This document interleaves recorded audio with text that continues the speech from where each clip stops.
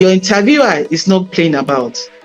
And you have a lot of people who have applied for that position you want to occupy. And so you must bring on your A game. Say, for instance, you go to give your clients medication, okay? And the medication drops on the floor. What would you do? Would you call the home, or would you take it and blow it and give them?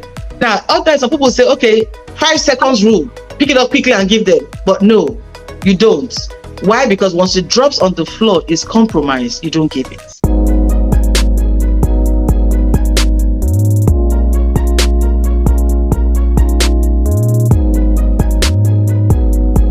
Hello guys, welcome back to my channel. It's your beautiful baby girl Khemzy. Oh, if you're new to this channel, you're welcome. The channel is all about relocation tips, life abroad, and faith. And if you're a returning subscriber, you guys are the best. Thank you for always watching my video. So guys, based on popular demand, you guys have asked me so many questions. Khemzy, do a video on possible interview questions and answers for care assistants. And I thought of it, who is the best person to do justice to this? And I remembered one of my mentors, a professional and a British citizen, and I decided to bring her to this channel. Trust me, guys, she's the best bet for this topic. You're welcome, my guest. We are happy to have you on this channel. You. Can you please introduce yourself? Thank you, Khemzy, and thank you for saying that one of your mentors is an honor. Anyways, my name is Kesiena Akwara Atie. I just call me Kes for short. Yes, I am British citizen by God's grace, but I'm originally from Nigeria. I'm married with children. I've been here for a very long time. I've been in a lot of professions. You know, I've worked in the corporate world as a public relations manager back in Nigeria. I've also worked in education. I was a teacher and a head teacher before I relocated to the UK to be with my husband. And now I'm in care. Wow. So I work as a carer, a healthcare assistant, and a support worker.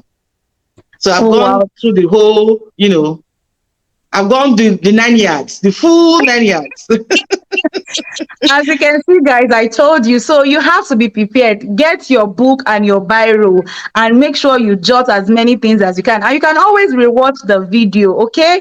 And she forgot to say something. She's an health and care trainer. So hear from the horse's mouth if you want to scale through that interview process. So let's get straight into the video. Can you walk us through some questions and possible answers that can be asked to a care assistant or a senior care worker? I have a video, you know, where I titled Interview Tips Guaranteed, you know, to land you your dream job.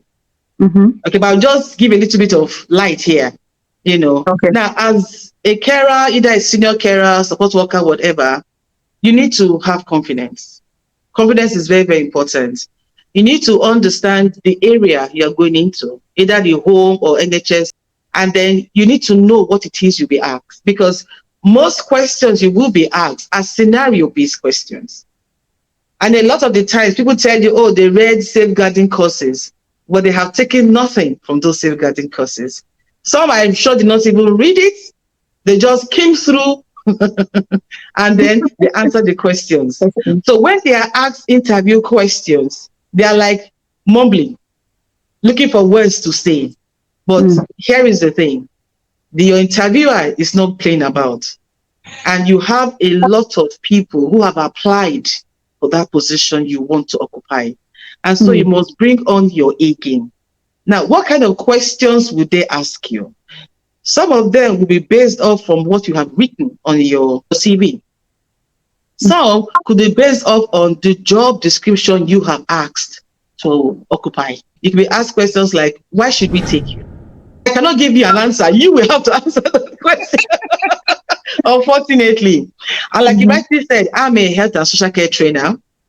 And I train carers, healthcare assistants, and support workers. You know, I try to do that because I believe this industry is an important one. I mean, whether we like it or not, we are all going to get old someday. Yeah. And we need to be able to raise people who can do a better job than we have done. Yes. Yeah. So let's get back to the question. Say, for instance, you go to give your client medication and the medication drops on the floor. What would you do? Would you call the home, or would you take it and blow on it and give them? You see, now otherwise some people say, okay, 5 seconds rule, pick it up quickly and give them. But no, you don't. Why? Because once it drops on the floor, it's compromised. You don't give it. Okay. Now you could ask questions like, if you have a client who is bedridden and you need to give them personal care or hoist them, how many people should do it? Is it 2 people or 1 person? Of course, the answer is what? 2 people. Never ever do manual handling alone. Another thing we need to be mindful of, which I've said, in my videos, is that 2 men cannot go and clean up a lady. You need to ask for a lady to follow you. Just in case somebody decides to be funny and starts to say things like, oh, you were touching me inappropriately. Yeah. To save your head. Because we had an incident lately, if you remember that video that was circulating on YouTube one time. I think this year, Okay. And those are things that are preventable. And also, most importantly, something I emphasize in my trainings for both men and women. When you are giving personal care, it is important that you speak to the person. Why? You do not know who is coming around, who is around the area, who is listening in. Because people are funny. You only know yourself. You don't know anybody. All right? And so therefore comes the question. If you are giving somebody personal care, should you be talking to them? The answer to that is yes. Talk to them about what you are going to do before you start. Talk to them whilst you are doing what it is that you are doing. Tell them every step you are going to take before you take it, so that somebody doesn't say somewhere that, oh, you were doing something that you were not doing. It's very important. So another question you could be asked is that if you see one of your colleagues abusing a client, what do you do? One thing you shouldn't do is accost them or confront them there and then with the service user, client, or resident. You wait until you leave the room and then you report it. But don't let it end there. Write an email. Document it. So they don't say you did it. Some people are very crafty. They know how to take something and turn it into something else. And then you'll be like holding your head and saying to yourself, oh, why didn't I act quickly? Quickly, yes. So when they report, make sure you report it that day. You feel the incident from and report it.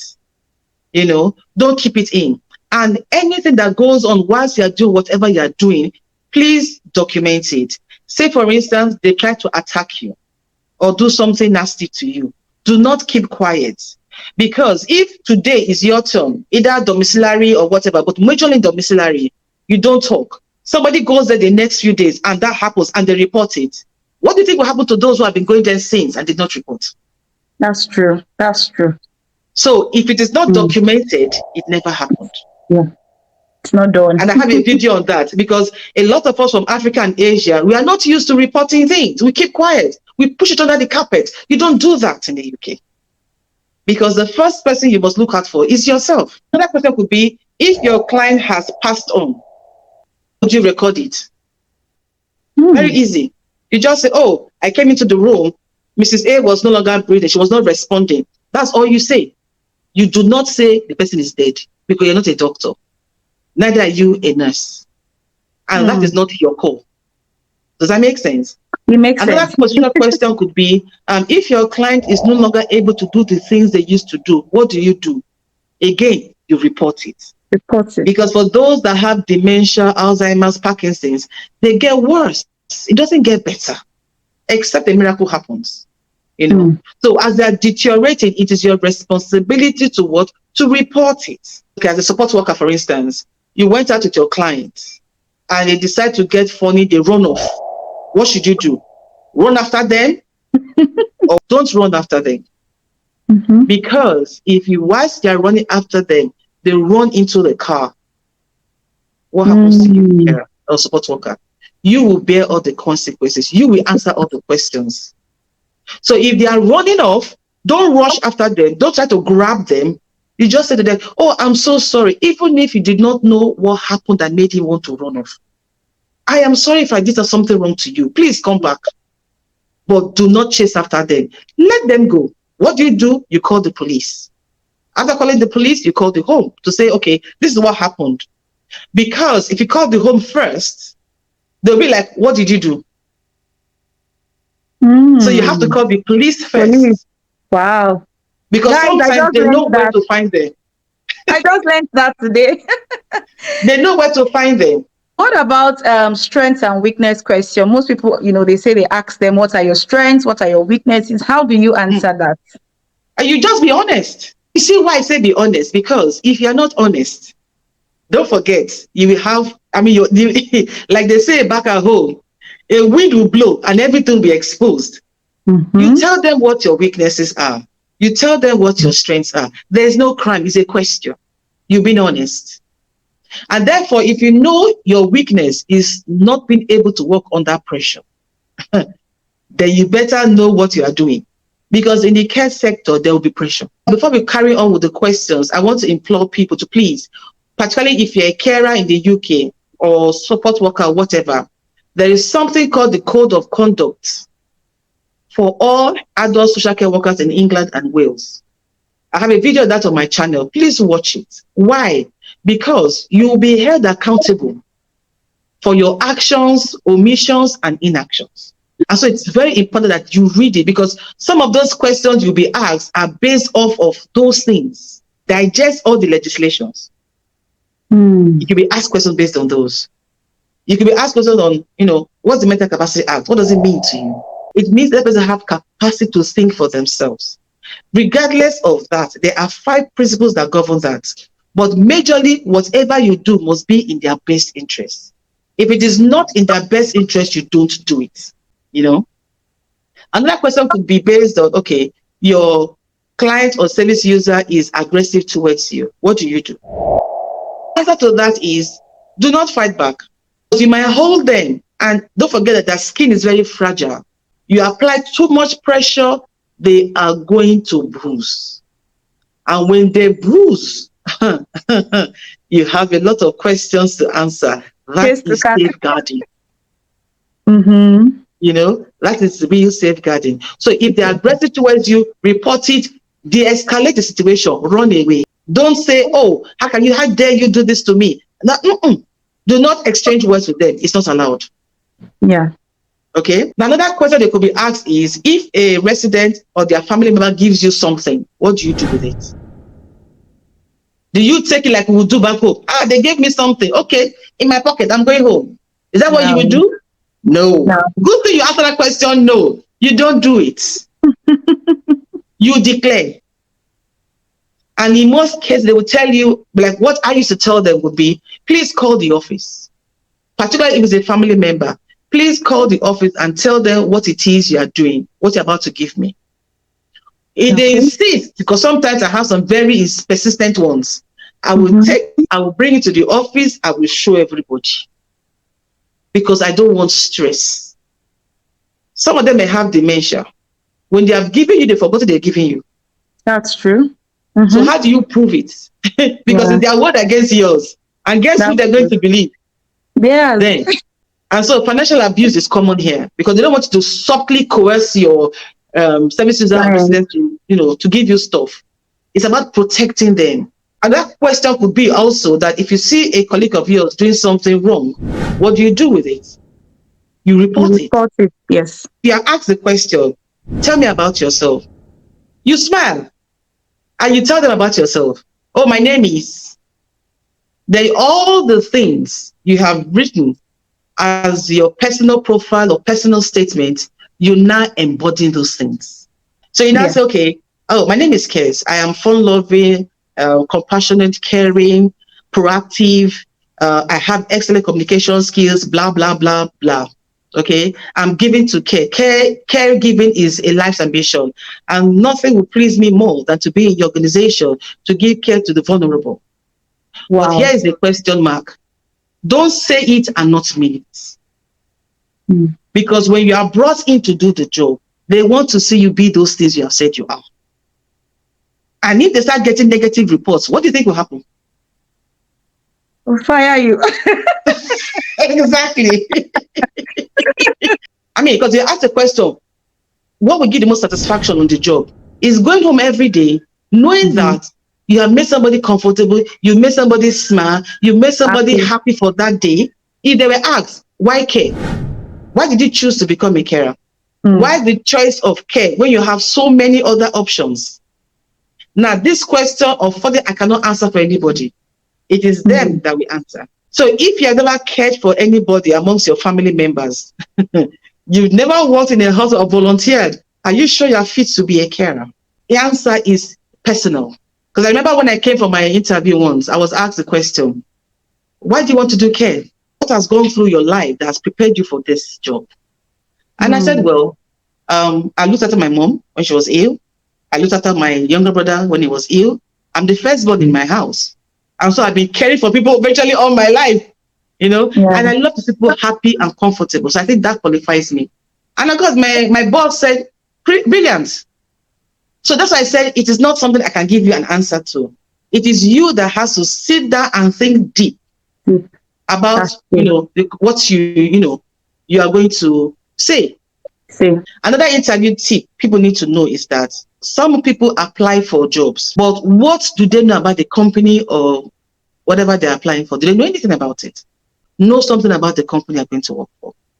Sure. Know something about the people you're going to be caring for. Yeah? So you need to know their vision, their mission, the kind of care they provide. There's some organization that is dementia care, Yep, Alzheimer's or mental health facility. You need to be able to do your research because whatever you're definitely. going to say has to align with the company's vision and mission. Therefore, what does that make you? It says that you really, really, really and truly want that job. Thank you so much. Being a carer with cares. Guys, if you've not subscribed to our channel, you're just dulling yourself. Let me just come to the African language. No dull yourself, guys. I'm going to put the meaning in on the screen for those that don't understand that. Thank you so much for coming to this channel. Do you have any final word for the viewers? Do your best. Give your residents, clients, services the best care you can ever possibly give anybody. Follow the rules, follow the laws. Ask yourself, is this something you want to do? And if you can convince yourself that care is something you want to do, then please give it your all. But don't just come into the country and say, okay, I'm a care assistant, I'm a support worker, and let it stop there. I Okay. am big on self-development. Develop yourself.